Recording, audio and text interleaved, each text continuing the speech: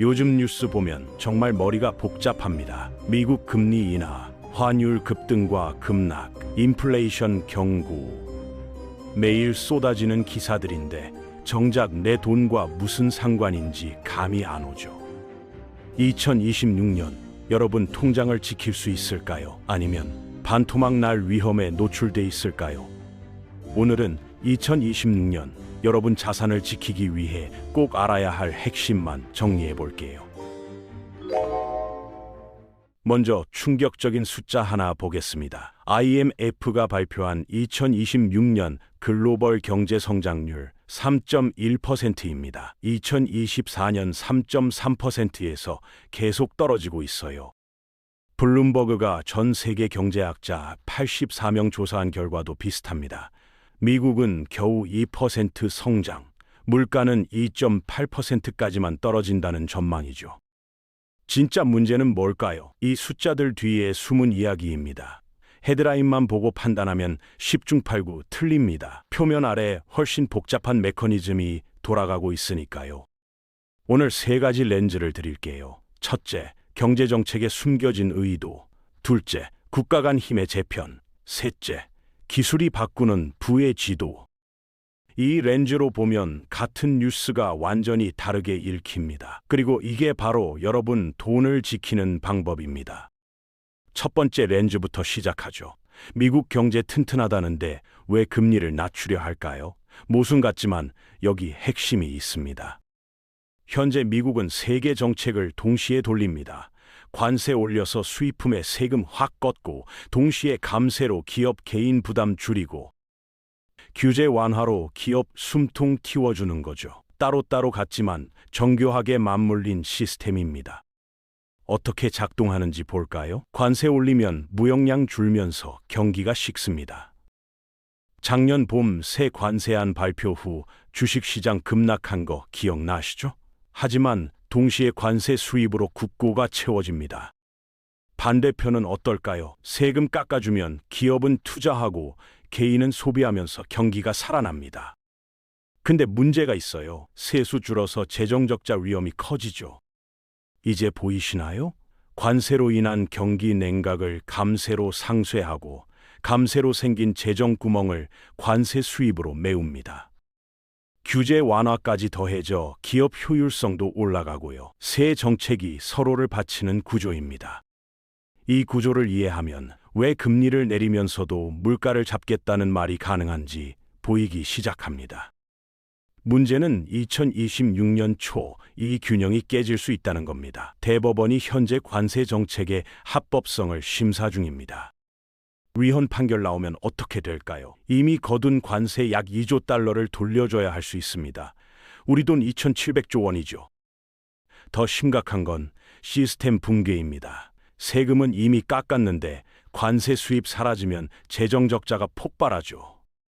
일본, 유럽이 국가 부채로 시장 의심받는 상황에서 미국도 같은 늪에 빠질 수 있습니다. 새 관세 체계를 만들 수도 있겠죠. 하지만 현 시스템 만드는데 1년 걸렸습니다. 수십 개국과 협상, 조율하는 과정이 필요했으니까요. 새로 만든다면 또 1년입니다. 그 사이 시장 불확실성은 계속 커집니다. 그런데 이게 우리한테 무슨 의미냐면요. 2026년 상반기 시장 변동성이 폭발할 수 있다는 겁니다. 2026년 상반기 또 다른 변수가 있습니다. 중앙은행 수장 교체죠. 1월 이사 한 명 임기가 끝나는데 그 자리에 차기 수장 후보가 먼저 들어올 가능성이 있습니다. 공식 취임 전부터 내부에서 영향력 행사할 수 있다는 겁니다.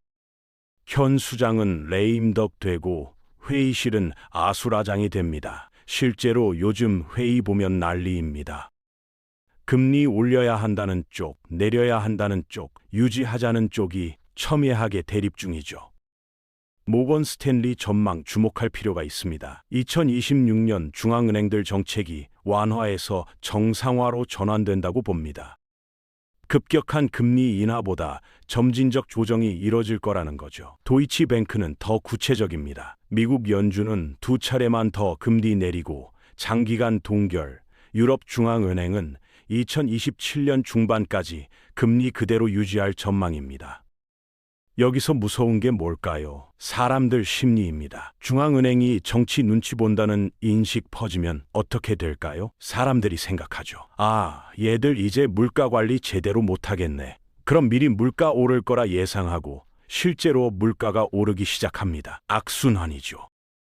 여기까지 핵심은 이겁니다. 2026년 상반기 정책 불확실성이 최고조에 달하고 이게 금리와 물가에 직접 영향을 준다는 겁니다. 가을이 됩니다. 11월 중간선거가 열립니다. 역사 보면 반복됩니다. 2016년 집권 때 상하원 다 장악했지만 2018년 중간선거에서 하원 날렸죠. 지금은 다시 양원 장악했는데 하원 의석 차가 크지 않습니다. 위태위태합니다. 최근 뉴욕 시장 선거 주목해 볼까요? 당선자 핵심 슬로건이 딱 한 단어였습니다. 어포더빌리티, 살 수 있는 능력이죠. 월급은 그대로인데 물가, 집값은 계속 올라서 도대체 어떻게 살라는 거냐는 서민 분노를 담은 겁니다. 중간선거 이기려면 뭐가 필요할까요? 물가 잡아야 합니다. 근데 동시에 금리 낮춰서 경기도 살려야 하죠. 완전 모순 아닌가요? 물가 잡으려면 금리 올려야 하는데 경기 살리려면 금리 내려야 하는데 말입니다. 질문 하나 던져보겠습니다. 물가 계속 오르는 상황에서 아무리 행정부 친화적인 중앙은행 수장이 와도 마음대로 금리 낮출 수 있을까요? 어렵습니다. 오히려 선거 앞두고는 물가 잡기에 더 집중할 수밖에 없습니다. 시장 기대보다 금리 인하가 더디게 진행될 수 있다는 뜻입니다. 여기서 카드를 꺼냅니다. 첫 번째 카드, 관세 조정이죠. 물가 오르는 주범 중 하나가 관세잖아요. 선거 전 살짝 낮출 수 있습니다. 실제로 재무장관이 뭐라 했는지 아세요? 관세는 협상 도구다. 협상 타결 후 낮출 수 있다고 했습니다. 이미 커피, 바나나 같은 중남미산 필수품 관세를 면제한 사례도 있고요. 두 번째 카드, 현금 지급입니다. 관세로 거둔 돈을 저소득층에게 직접 주는 거죠. 구매력 올리는 가장 직접적인 방법입니다. 이미 검토 중이라는 보도가 나왔습니다. 어떤 정책 조합이 나올지 정확히는 모릅니다. 하지만 중간선거가 2026년 경제정책의 큰 전환점이 될 건 분명해 보입니다. 각국 금리 전쟁도 주목해야 합니다. 10년 전 기억나세요? 2015년 12월 미국이 금융위기 후 처음으로 금리 올렸습니다. 7년 만의 인상이었죠. 같은 시기 유럽은 정반대로 양적 완화 시작했습니다. 한쪽은 긴축, 한쪽은 완화, 완전히 따로 놀았죠.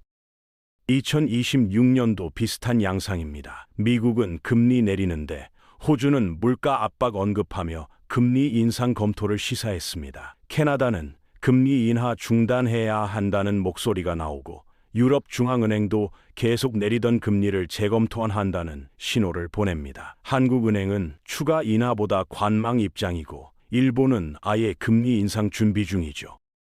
이게 뭘 의미할까요? 환율 대혼돈입니다. 미국, 유럽, 일본, 한국 금리가 모두 제각각 움직이면 각 통화 간 환율 예측이 극도로 복잡해집니다. 변수가 너무 많으면 방정식 풀기 어려운 것처럼 환율 전망도 마찬가지입니다. 2026년 환율 롤러코스터 탈 준비해야 합니다.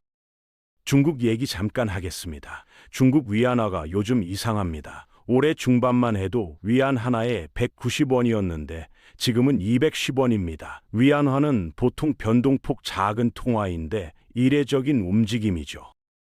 더 중요한 건 달러 대비로도 강세라는 겁니다. 올해 중반 1달러당 7.3 위안이었대 최근엔 7.6까지 절상됐습니다. 통화가 약하면 수출에 유리하고 강하면 내수에 유리합니다. 중국이 위안화 강세를 허용한다는 건 수출보다 내수에 무게를 두기 시작했다는 신호일 수 있습니다.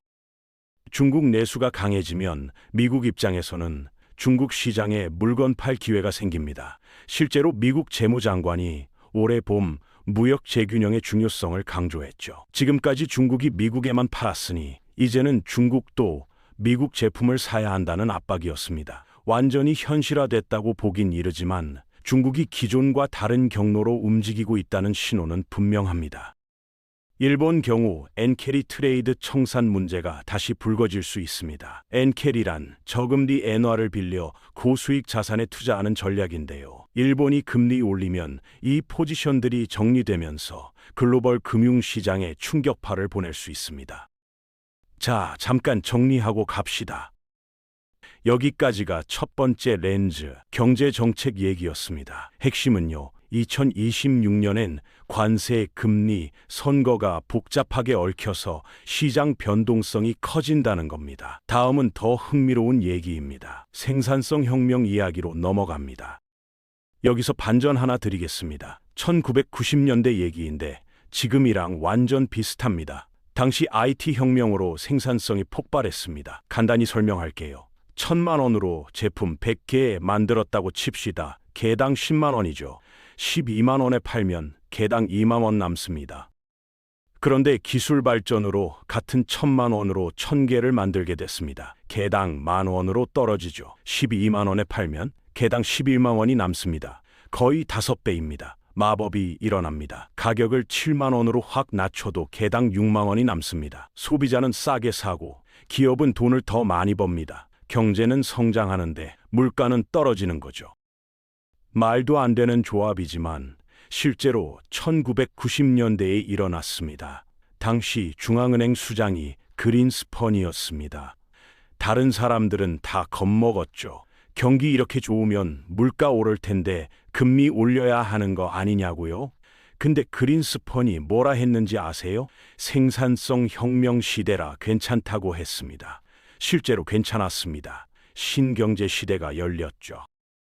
왜 갑자기 30년 전 얘기를 할까요? 작년 여름 미국 재무장관이 또 그린스펀 언급을 했습니다. 중앙은행이 데이터에만 집착하는 건 실수라며 1990년대처럼 생산성 혁명이 다시 올 수 있다고 본 거죠.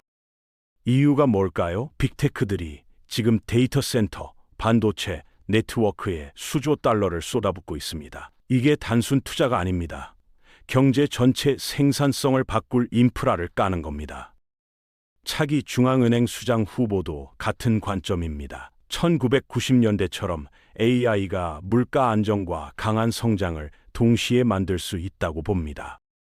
이게 무슨 뜻일까요? 물가 안정적이니까 금리 낮춰도 된다는 논리입니다. 경제는 탄탄한데 공급 측 혁신 덕분에 물가 압력이 없으니 금리 인하가 정당화된다는 거죠. 실제로 최근 중앙은행 회의에서 내년 성장률 전망은 올리고 물가 전망은 낮췄습니다. 일반적으로는 잊기 어려운 조합이죠. 이게 가능하다고 보는 이유가 바로 생산성 혁명 기대 때문입니다. 골드만삭스는 더 구체적입니다. 2026년 S&P500 기업들의 주당 순이익이 17% 성장해 약 317달러에 달할 거라 봅니다. 이 성장의 상당 부분이 AI 인프라 투자와 클라우드 컴퓨팅에서 나올 거라고 하죠. JP 모건도 비슷한 관점입니다. 2026년 기업 이익 성장률을 약 13%로 예상하면서 기술 섹터를 넘어 다른 산업으로 성장이 확산될 거라 분석합니다. 이게 내 돈과 무슨 상관이냐고요? 만약 이 시나리오가 현실이 된다면 주식시장엔 매우 우호적인 환경이 만들어진다는 겁니다. 만약 이게 맞는다면 2026년은 1990년대처럼 안정적 성장기가 될 수 있습니다. 물가는 안정적인데 성장은 견고하다면 자산 시장엔 매우 우호적인 환경이 되는 거죠. 물론 이게 실제로 실현될지는 지켜봐야 하지만 정책 당국자들이 이런 가능성을 염두에 두고 있다는 건 중요한 사실입니다. 변수는 있습니다. 샤를 슈왕이 경고했습니다. 현재 시장 밸류에이션 배수가 21.3배로 10년 평균 18.6배를 크게 웃돕니다. 2026년 초반 조정이나 소폭 하락 가능성을 배제할 수 없다고 경고하죠. 정책 리스크가 사라지지 않은 상태에서 높은 밸류에이션 유지는 어렵다는 겁니다. 함정이 하나 있습니다. 중앙은행이 지금 국채 사들인다고 하잖아요. 이거 양적 완화 아니냐고 생각할 수 있는데 아닙니다. 완전 다른 겁니다. 진짜 양적 완화는 장기 국채를 대량 매입하며 시장에 돈을 푸는 겁니다. 장기 국채 수요가 늘면 가격 오르고 금리는 내려가죠. 장기 금리는 주택담보대출 금리와 연동돼 있어서 주택대출 금리가 내려가면 집값이 오릅니다. 또한 안전한 국채 금리가 너무 낮아지면 투자자들은 수익 찾아 회사채로, 그 다음엔 주식으로 옮겨가죠. 이렇게 자산 가격 전반을 끌어올리는 게 양적 완화 메커니즘입니다. 하지만 지금 중앙은행이 하려는 건 다릅니다. 단기 국채를 매입하며 자산 가격 부양 의도는 없다고 명확히 밝혔습니다. 왜 사는 걸까요? 은행 지급준비금 관리 때문입니다. 은행들이 중앙은행에 예치하는 지급준비금이 충분해야 금융 시스템이 안정적입니다. 과거 양적 완화로 지급준비금이 크게 늘었다가 2017년부터 양적 긴축으로 줄어들기 시작했습니다. 문제는 2019년 9월 지급준비금이 과도하게 줄면서 단기 금융시장에 패닉이 발생했다는 점이죠. 수영장 물 높이 조절에 비유할 수 있습니다. 물을 계속 빼다가 어느 순간 바닥 드러나면서 문제 생기는 겁니다. 얼마나 빼야 적정한지는 실제로 빼보기 전엔 모릅니다. 2019년에 너무 많이 빼서 문제 생긴 경험이 있으니 이번엔 조심스럽게 접근하는 겁니다. 최근 양적 긴축 속도를 단계적으로 줄이다가 완전히 멈췄습니다. 그리고 이제 단기 국채를 매입하며 지급준비금을 살짝 늘리고 있습니다. 시장 반응 보면서 적정 수준 찾는 일종의 조율 과정이죠. 따라서 이건 과거 코로나 시기 무제한 매입과는 성격이 다릅니다. 시장이 기대했던 것만큼의 강력한 부양 효과는 없을 겁니다. 여기서 핵심만 짚고 넘어갑시다. 경제 지표 볼 때는 표면의 숫자만 보면 안 됩니다. 그 숫자 뒤에 있는 정책 의도, 구조적 맥락, 역사적 배경을 함께 읽어야 합니다. 관세와 감세의 상호작용, 선거 정치 경제학, 생산성 혁명 기대, 통화 정책의 세부 메커니즘까지 이 모든 게 복합적으로 얽혀 2026년 경제를 만들어 갑니다. 자, 이제 두 번째 렌즈로 넘어가겠습니다. 지정학적 요인이 돈의 흐름을 어떻게 바꾸는지 살펴보죠. 지정학은 뉴스에서 종종 단기 이슈로만 다뤄집니다. 어느 나라 선거, 어느 지역 분쟁, 무역 협상 결렬 같은 것들이죠. 하지만 이런 사건들은 표면일 뿐 그 아래에서는 국가 간 역학관계의 근본적 변화가 진행되고 있습니다. 환율 얘기부터 하겠습니다. 12월 24일에 뭔 일이 있었는지 아세요? 완전 드라마였습니다. 그날 아침 환율이 1484원까지 치솟았습니다. 2009년 금융위기 이후 최고치죠. 시장은 패닉 상태였습니다. 그런데 장 시작하자마자 뭔가 달랐습니다. 외환 당국이 메시지를 날렸습니다. 원화의 과도한 약세는 바람직하지 않다. 여기까진 평범했습니다. 근데 다음 문장이 압권이었죠. 정부의 강력한 의지를 곧 확인하게 될 것이다. 시장이 술렁였습니다. 보통 외환 당국은 변동성, 경계감 같은 애매한 표현 씁니다. 이번엔 달랐습니다. 약세라는 방향을 정확히 콕 집어 문제 삼았고 개입하겠다고 대놓고 선언한 겁니다. 진짜로 했습니다. 50억 달러 이상을 시장에 투입했습니다. 우리 돈으로 7조 원이 넘는 규모죠. 환율이 순식간에 1,450원 아래로 떨어졌습니다. 하루 만에 33원 폭락입니다. 2022년 11월 이후 최대 낙폭이었죠. 다음 날도 계속됐습니다. 이틀 만에 환율이 55원 떨어졌습니다. 1,430원대까지 내려왔죠. 시장은 충격에 빠졌고 외신도 다뤘습니다. 블룸버그 TV에서 속보로 나갔습니다. 한국 정부 환율의 강력 개입. 단순한 개입이 아니었습니다. 뒤에 더 큰 그림이 있었습니다. 국민연금과 650억 달러 규모의 통화 스왑을 연장했습니다. 국민연금이 해외 주식 투자하면서 환 해지하는 걸 지원하는 거죠. 외환 사자 협의체도 만들었고요. 정부는 달러 수급이 적정선에서 유지되도록 유도할 새 프레임워크를 모색하고 있었던 겁니다.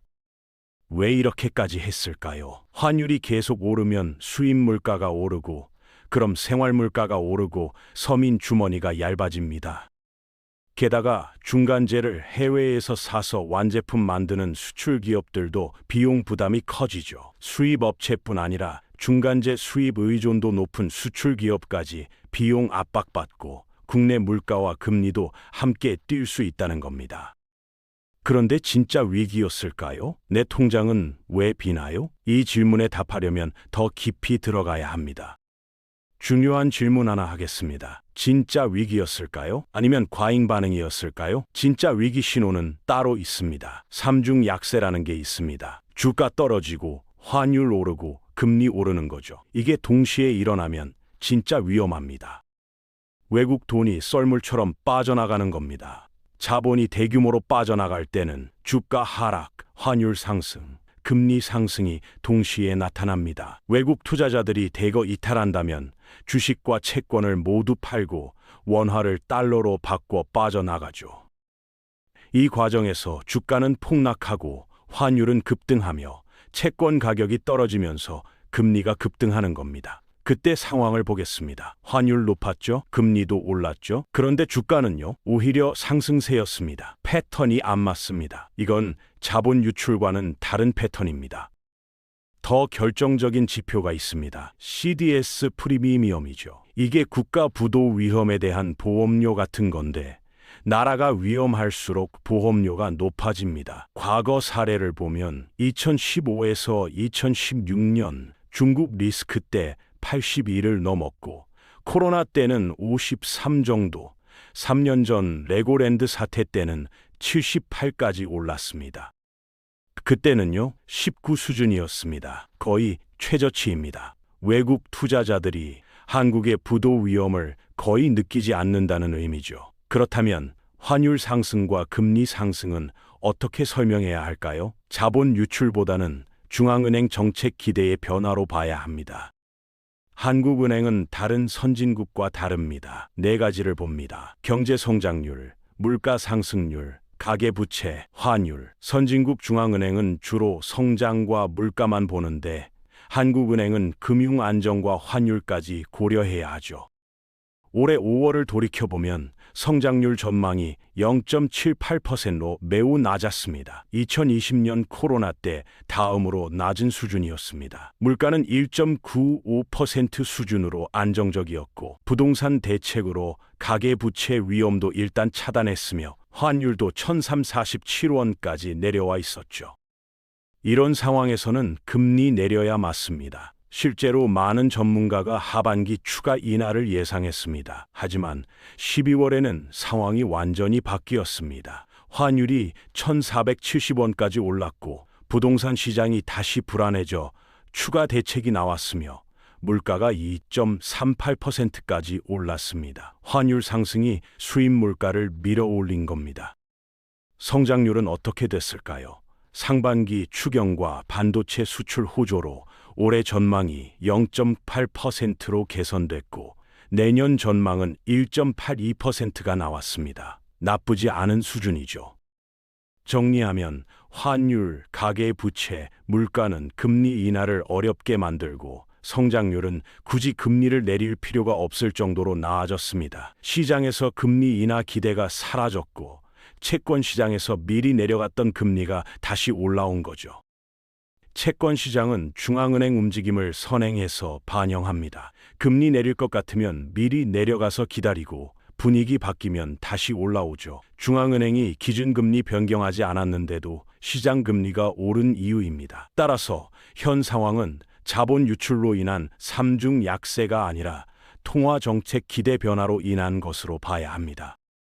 지금까지 이야기를 요약하면 환율 위기처럼 보였지만 실제로는 정책 기대 변화였다는 겁니다. 그렇다면 앞으로는 어떻게 될까요? 환율이 계속 높은 수준에 머물 가능성은 어떨까요? 새로운 정상이라는 개념이 필요합니다. 많은 분들에게 물으면 1,400원은 높다고 합니다. 근데 높다는 건 비교의 문제죠. 무엇과 비교해서 높다는 걸까요? 아마 많은 분들 마음속엔 1,170원 정도가 적정 환율로 자리 잡고 있을 겁니다. 실제로 2010년대 평균이 그 수준이었으니까요.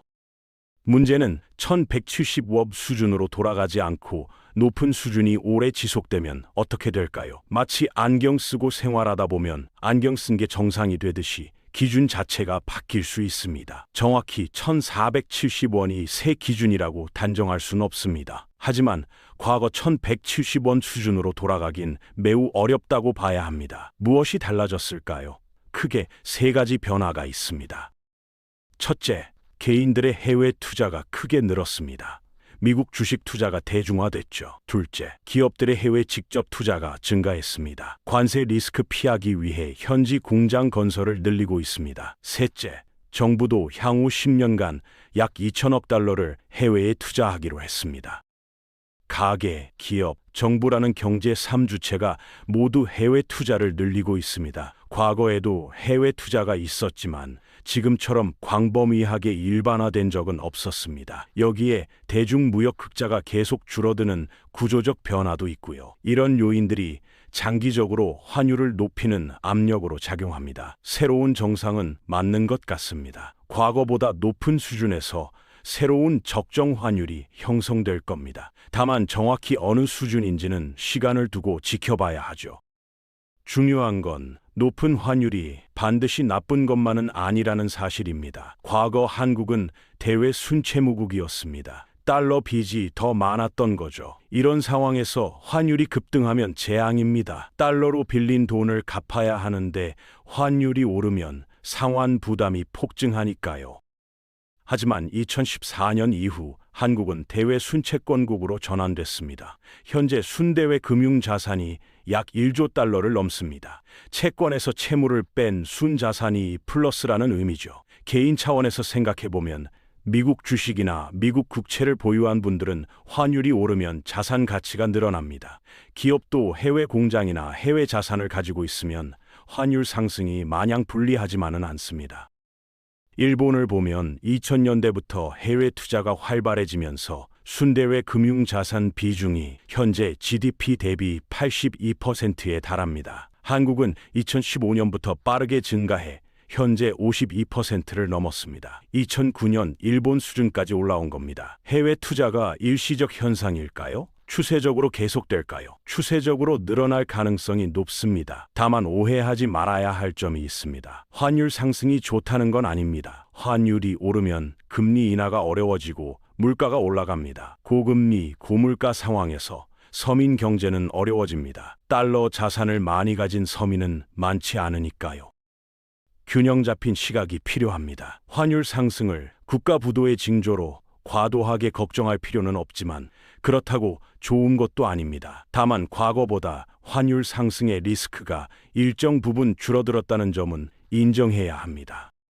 두 번째 렌즈를 정리하면 이겁니다. 지정학적 관점에서 보면 환율 변동은 단기 패닉이 아니라 구조적 변화의 신호입니다. 무역 패턴 변화, 자본 흐름 변화, 경제 주체들의 행동 변화, 이것들이 모여 환율이라는 가격으로 나타나는 거죠. 월드뱅크 전망 하나 보겠습니다. 2026년 글로벌 성장률을 2.5%로 전망하면서 이것이 2020년대 전체를 통틀어 가장 낮은 성장 속도가 될 것이라고 경고합니다. 무역 장벽 증가와 정책 불확실성이 주요 원인이라고 분석하죠. 덜로이트의 전망도 주목할 만합니다. 선진국 경제는 평균 1.5% 내외 성장에 그칠 것으로 보이지만 신흥국 경제는 4% 이상의 성장세를 유지할 것으로 예상합니다. 이런 성장률 격차 자체가 자본 흐름의 방향을 결정하는 중요한 요인이 되죠. 행정부가 바뀌고 관세 정책이 바뀌어도 기업들의 공급망 재편은 계속될 것이고 개인들의 글로벌 투자는 더 늘어날 것이며 각국 정부는 자국 이익을 위한 정책을 펼칠 겁니다. 자, 이제 세 번째이자 마지막 렌즈로 넘어갑니다. 기술과 사회 변화가 만드는 새로운 부의 지도를 살펴보죠. 현재 우리는 1990년대 IT 혁명과 비슷하거나 더 큰 변화의 시기에 있을 수 있습니다. 인공지능이 중심에 있죠. 빅테크 기업들의 막대한 설비 투자를 생각해 보세요. 데이터 센터, 반도체, 네트워크에 쏟아지는 수조 달러의 투자는 단순히 IT 기업들의 비용 지출이 아닙니다. 경제 전체의 생산성을 근본적으로 바꿀 인프라 구축입니다. AI가 생산 과정에 통합되면 무슨 일이 벌어질까요? 같은 자원으로 더 많은 결과물을 만들어낼 수 있습니다. 이는 단위 비용을 낮추고 가격 인하 여력을 만들어내죠. 동시에 부가가치 창출은 증가하고요. 이게 실현된다면 뉴스에서 보는 금리 인하, 경제 성장, 물가 안정이라는 일견 모순되어 보이는 조합이 가능해집니다. 물가가 안정적이니 금리를 낮출 수 있고 생산성이 높으니 성장은 견조하며 이 둘이 맞물려 자산시장에 긍정적인 환경이 조성되는 거죠. 물론 이건 시나리오입니다. 확정된 미래는 아니죠. 하지만 정책 결정자들이 이런 가능성을 염두에 두고 있다는 것, 그리고 이를 뒷받침할 투자가 실제로 이뤄지고 있다는 건 중요한 사실입니다. 기술 변화는 산업 구조도 바꿉니다. 어떤 산업이 성장하고 어떤 산업이 쇠퇴할지, 어떤 기업이 살아남고 어떤 기업이 사라질지가 결정되죠. 이는 곧 돈이 어디로 흘러갈지를 결정합니다. 친환경 에너지 전환도 비슷한 맥락입니다. 풍력, 태양광, 전기차, 배터리, 이것들은 단순히 환경을 위한 투자가 아니라 새로운 산업 생태계의 구축입니다. 여기에 천문학적인 자본이 투입되고 있고 이 자본의 흐름이 부의 지도를 다시 그리고 있습니다. 바이오 기술도 마찬가지입니다. 유전자 치료, 맞춤 의료, 신약 개발, 인류의 건강과 수명에 관련된 이 분야는 막대한 가치를 창출할 잠재력이 있습니다. 뉴스는 종종 이런 장기 트렌드를 단기 이슈로 축소합니다. 어느 기업의 분기 실적, 어느 정책의 즉각적 효과 같은 거죠. 하지만 진짜 중요한 건 10년, 20년 단위의 구조 변화입니다. 사회 변화도 함께 봐야 합니다. 인구 구조 변화는 소비 패턴을 바꾸고 노동시장을 바꾸며 필요한 상품과 서비스를 바꿉니다. 고령화는 위기가 아니라 새로운 시장의 탄생일 수 있습니다. 실버 산업, 헬스케어, 자산관리 서비스. 인구가 늙어간다는 건 이런 분야의 수요가 폭발적으로 늘어난다는 의미입니다. 젊은 세대의 소비 트렌드 변화도 중요합니다. 소유보다 경험, 명품보다 가성비, 오프라인보다 온라인. 이런 선호 변화는 어떤 기업이 성공하고 어떤 기업이 실패할지를 결정하죠. 재택근무, 원격근무의 확산도 생각해봐야 합니다. 이건 단순히 일하는 장소의 변화가 아닙니다.